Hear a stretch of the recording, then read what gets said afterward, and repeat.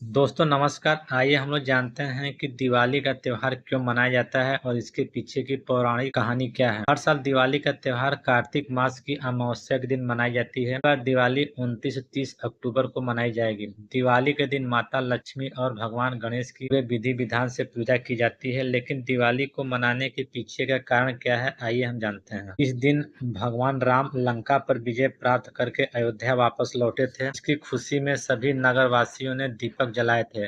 दिवाली के दिन लोग अपने घरों को दिए, रंगोली आदि चीजों से सजाते हैं। लेकिन क्या आपने ये कभी सोचा है कि आखिर दिवाली क्यों मनाई जाती है या इस पर्व की शुरुआत कब से हुई? दरअसल दिवाली मनाने के पीछे बहुत सारी पौराणिक कथाएं हैं जो बेहद महत्वपूर्ण हैं। तो आइए हम उसके बारे में आपको जानकारी देते हैं। श्री राम 14 साल के वनवास के बाद लौटे थे। रामायण के मुताबिक भगवान श्री राम जब लंकापति रावण का वध करके माता सीता और भाई लक्ष्मण के साथ अयोध्या वापस लौटे थे तो उस दिन पूरी अयोध्या नगरी दीपों से सजी हुई थी। कहते हैं कि भगवान राम के 14 वर्ष के वनवास के बाद अयोध्या आगमन पर दिवाली मनाई जाती है। हर नगर हर गांव में दीपक जलाए जाते, तब से दिवाली का पर्व अंधकार पर प्रकाश के विजय के रूप में मनाया जाता है।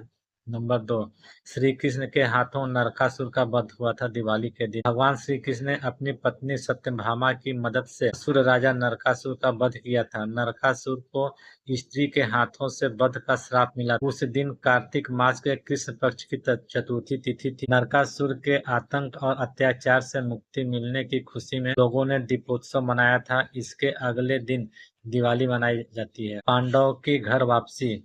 दिवाली को लेकर एक कथा पांडवों के घर लौटने को लेकर भी है। याद दिला दे कि पांडवों को भी वनवास छोड़ना पड़ा था, जिसके बाद पांडव घर लौटे थे और इसी दिन पूरी खुशी से नगर को जगमगाया गया था। तभी से दिवाली की शुरुआत हुई। माँ लक्ष्मी का अवतार।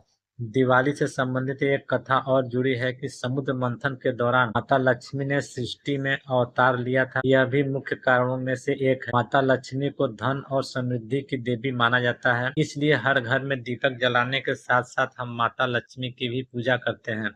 यह भी दिवाली मनाने का एक मुख्य कारण है। मुगल बादशाह जहांगीर ने सिखों के छठवें गुरु गोबिंद सिंह सहित 52 राजाओं को ग्वालियर के किले में बंदी बनाया था।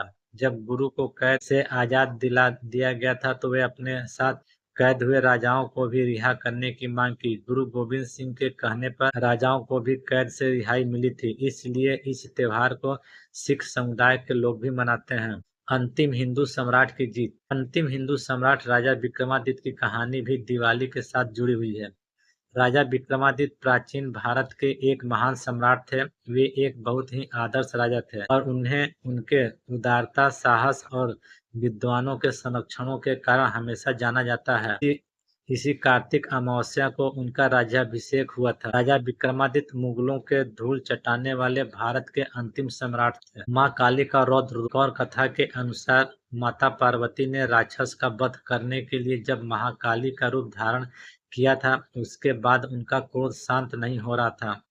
तब महाकाली का क्रोध शांत करने के लिए भगवान शिव स्वयं उनके चरणों में लेट गए थे।